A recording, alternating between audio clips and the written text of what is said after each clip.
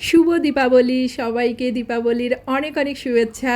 দীপাবলির এই আলোয় প্রত্যেকের জীবনে সমস্ত অন্ধকার দূর করে প্রত্যেকের জীবন যেন সুন্দর এবং আলো ঝলমলে হয়ে ওঠে, এই প্রার্থনা করি মায়ের কাছে।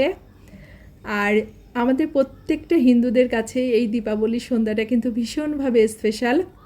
এই দীপাবলির সন্ধ্যায় আমরা কিন্তু আমাদের পূর্বপুরুষদের উদ্দেশ্যে বাতি দিই, তারপর নানা রকম রিচুয়াল থাকে যেগুলো আমরা পালন করে থাকি। তো আমিও বাসাতে যেভাবে দীপাবলিটা পালন করি সেটাই ভাবলাম যে একটুখানি ভিডিও করে আপনাদের সাথে শেয়ার করি। তো এইদিকে প্রদীপ দিয়ে দিয়েছি, তারপর প্রদীপ মোমবাতি দিয়ে লাইট দিয়ে বারান্দাটাকে একটুখানি সাজিয়েছিলাম, যেটা প্রতি বছরই করে থাকি, এবছরে তার ব্যতিক্রম নয়।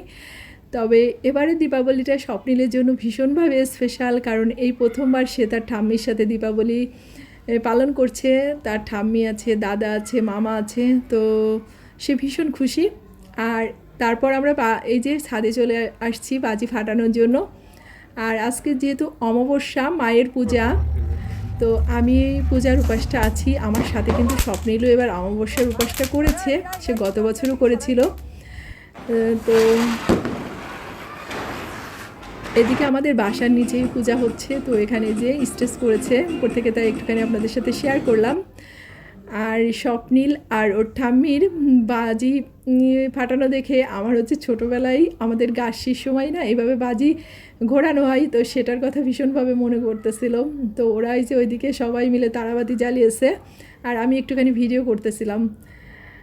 তো আজকের ভিডিওটাই পর্যন্তই। সবাই ভালো থাকবেন, সুস্থ থাকবেন আর অনেক অনেক সাবধানে থাকবেন। আর সবাইকে আবারও শুভ দীপাবলির অনেক অনেক শুভেচ্ছা। তো ভালো থাকবেন সবাই, দেখা হচ্ছে নেক্সট ভিডিওতে।